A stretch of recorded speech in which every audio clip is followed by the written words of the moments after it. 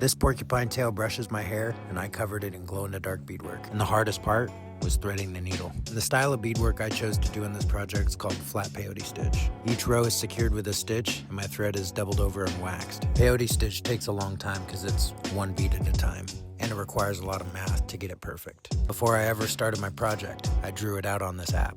The pattern I drew looks like it could be on some designer clothing. Because it's a porcupine tail, I guess we'll call it Poke and Prada. I don't keep track much of the time, but it's been around 40 hours of beadwork to complete this project.